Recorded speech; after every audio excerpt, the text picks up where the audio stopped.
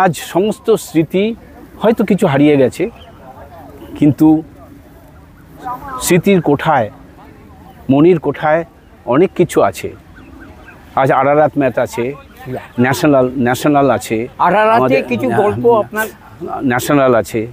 প্রদীপদা কোনোদিন হারতে চাইতেন না, তাই আরারাত ম্যাচে আমাকে বললেন, বিদেশ তোমাকে এখন নামাবো না। 5 ডিফেন্ডার, ক্রম্পটন, সুধীর কর্মকার, প্রদীপ চৌধুরী, সুব্রত ভট্টাচার্য, শ্যামল ব্যানার্জি, এই 5টা ডিফেন্ডার হলো। এইবার তারপরেই গোল হয়ে গেল, তারপরেই আমাদের গোল, আমরা গোল খেয়ে গেলাম।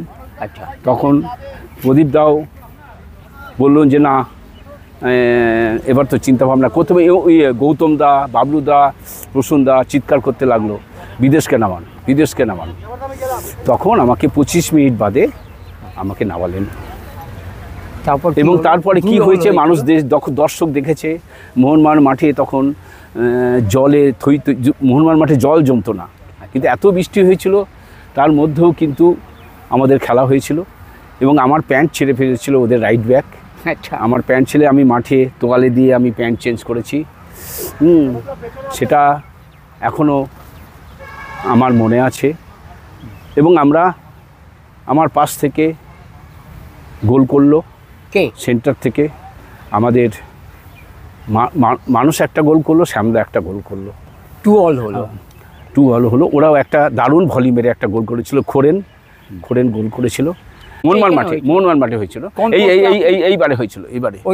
হ্যাঁ, এবার আপনার পাশে। তারপরে আমরা সত্যি তখন কীভাবে খেলেছি, কেন খেলেছি এরকম আমি তখন নিজেও বুঝতে পারিনি। তবে হ্যাঁ, এটা তো ঠিক যে খেলোয়াড় মাঠে নামবে, সে তার সম্পূর্ণটা দেওয়ার চেষ্টা করে। আমি সেটাই চেষ্টা করেছিলাম। আর প্রদীপদা জানতেন যে কাদা মাঠে বিদেশকে কেউ আটকাতে পারবে না।